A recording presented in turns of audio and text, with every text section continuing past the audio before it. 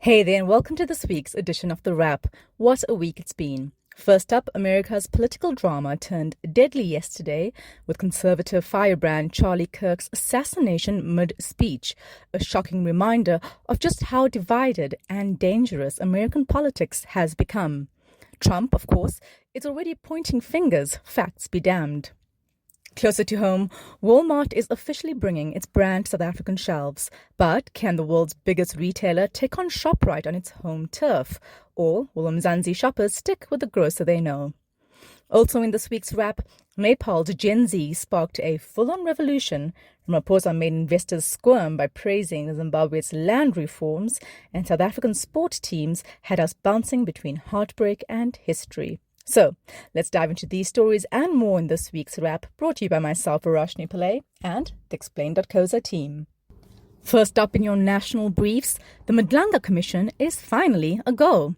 After missing its 1 September launch thanks to those pesky IT procurement delays, the Commission, probing corruption in South Africa's police system, is now set to start on 17th September. First on the witness stand, KZN Police Commissioner Nhlanhla Mkhwanazi, whose spicy allegations kicked this all off. He'll testify under protection. With a budget of almost 150 million rand, the Commission has just 3 months to deliver an interim report, though some evidence will stay behind closed doors.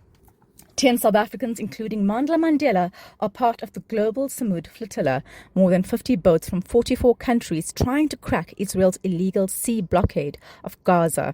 Activists say they're carrying food and medicine, not missiles, yet Israel's drones have hit 2 vessels since Tuesday.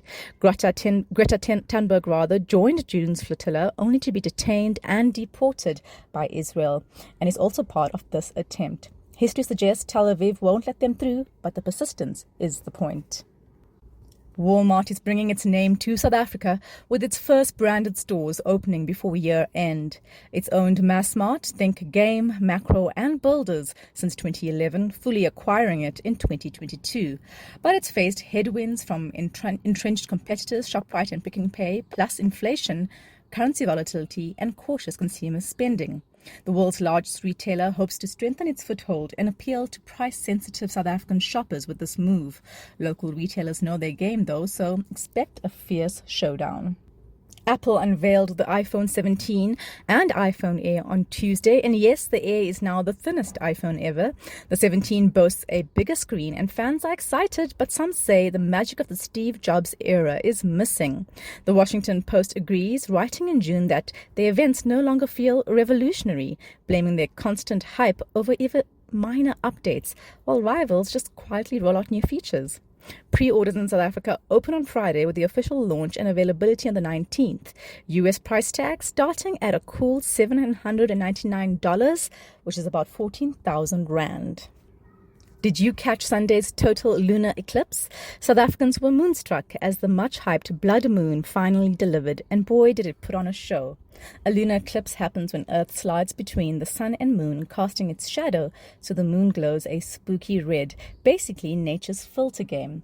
This was the longest eclipse since 2022, and nearly 6 billion people tuned in. The next blood moon hits South African skies in 2026. In international news, conservative firebrand Charlie Kirk, Trump's go-to guy for rallying young MAGA supporters, was fatally shot in the neck yesterday while speaking at a Utah university. Trump's blamed radical left rhetoric with no evidence. The shooter has not been caught and not much is known about them, including motive. Kirk's previous comments that gun deaths are an unavoidable cost of freedom have come under the spotlight as the US battles a fresh wave of political violence. As the BBC puts it, violence begets violence. France is in political freefall again. Just a day after his government collapsed in a no-confidence vote, Emmanuel Macron tapped Sébastien Lecornu, his loyal defense minister and political survivor, as the new prime minister. Macron stays on as president. At 39, Lecornu is Macron's 5th prime minister in 2 years, chosen to steady the ship and push through an unpopular austerity budget. But with protesters already blocking highways and tram lines across France, the question is, can another Macron insider really calm the storm? Ethiopia has launched its mega dam, but Egypt is not chuffed. Ethiopian Prime Minister Abiy Ahmed launched Africa's largest hydroelectric dam, the long-awaited Grand Ethiopian Renaissance Dam, on Tuesday, a $5 billion triumph on the Blue Nile. But Egypt is fuming, fearing water shortages and citing colonial-era treaties vowing to protect its Nile-dependent supply. The dam, set to generate 5,100 megawatts, will electrify millions and boost regional exports, but Cairo's stance deepens a diplomatic rift. U.S. President Donald Trump has rebranded the Department of Defense as the Department of War because defense sounds too cuddly, we guess. It's awaiting Congress approval, but the irony? He once promised to end America's endless wars. Now his Secretary of War, Peter Hegseth, is dropping slam poetry lines like, "We're going to go on offense, not just on defense. Violent effect, not politically correct." Yikes.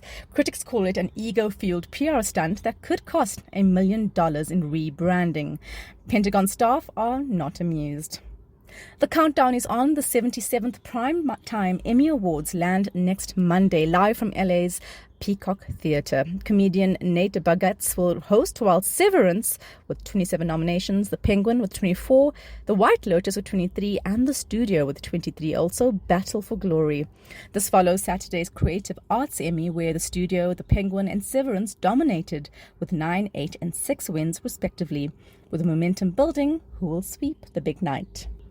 On to your longer briefs. Kathmandu is burning, literally and politically.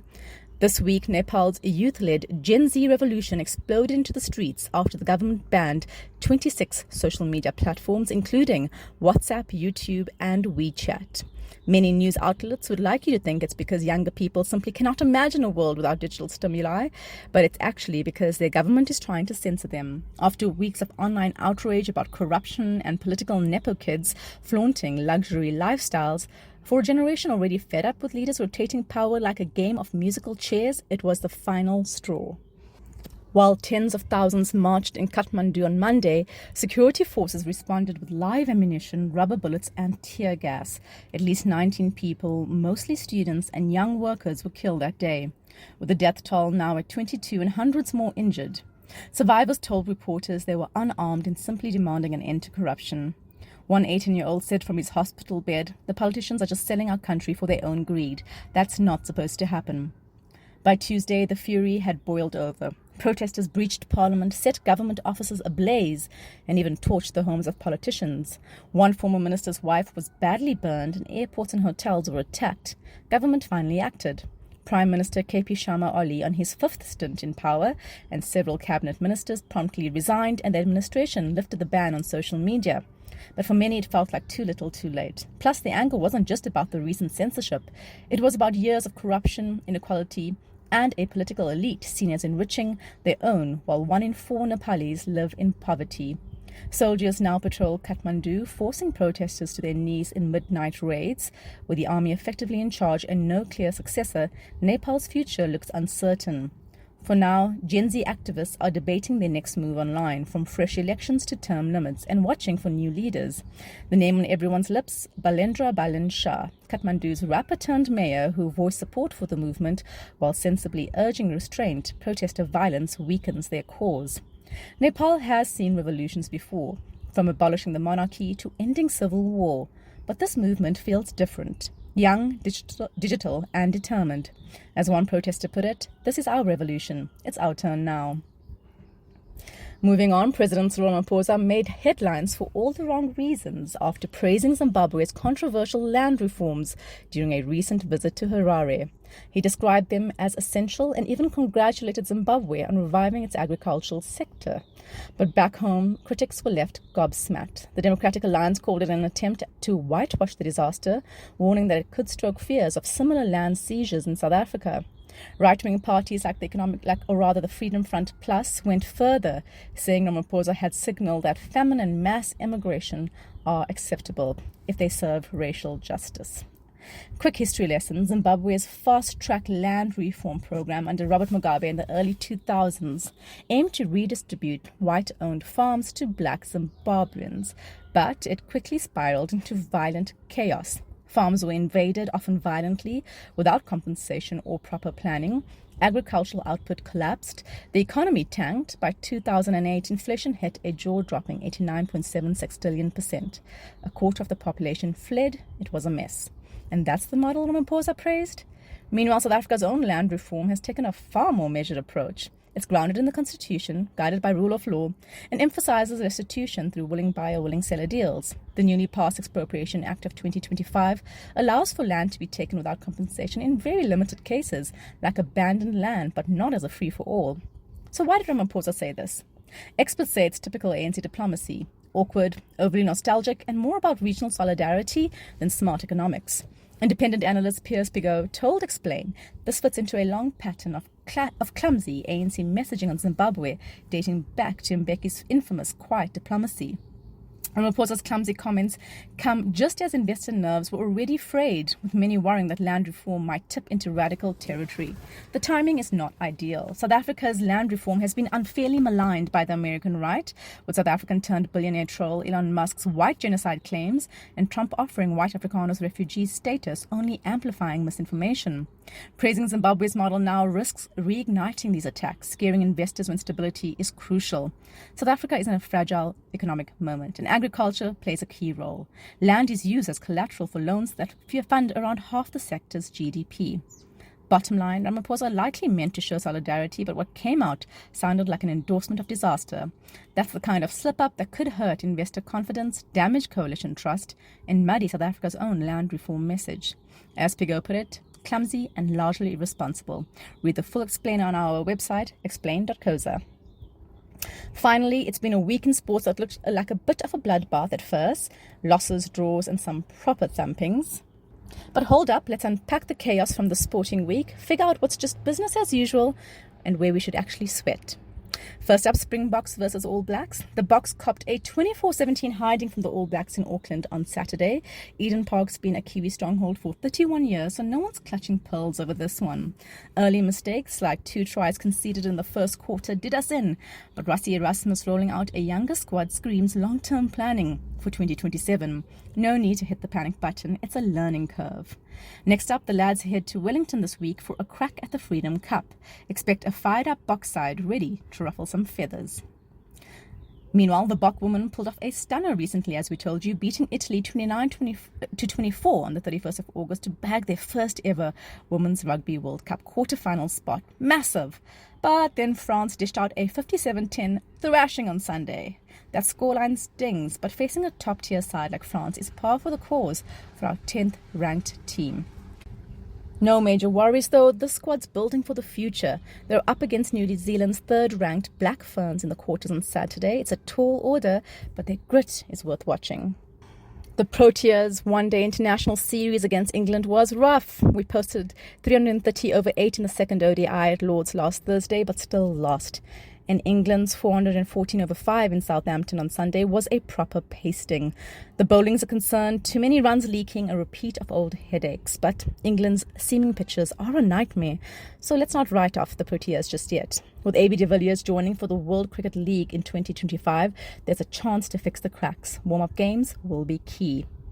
And finally, Bafana, the road to the World Cup qualifiers. Bafana's 1-1 draw against Nigeria on Tuesday in Bloemfontein wasn't fireworks, but it's a solid point. Hugo Broos's lads are sitting pretty atop Group C in the 2026 FIFA World Cup qualifiers with 17 points from 8 matches, 6 ahead of Nigeria with 11 and 3 clear of Benin with 14. Next up, matches against Zimbabwe and Rwanda in October could seal a World Cup spot for the first time since 2002 for Bafana, regarding automatically as hosts back in 2010. Keep those fingers crossed. So the upshot of all of that, South Africa's sport has taken some knocks, but the vibe is still electric. Let's go. That's it from us at The Wrap, an award-winning product of Explain.coza, simple news summaries for busy people. Remember to share the love, tell your friends to sign up at Explain.coza/subscribe. Till next time, goodbye from the team.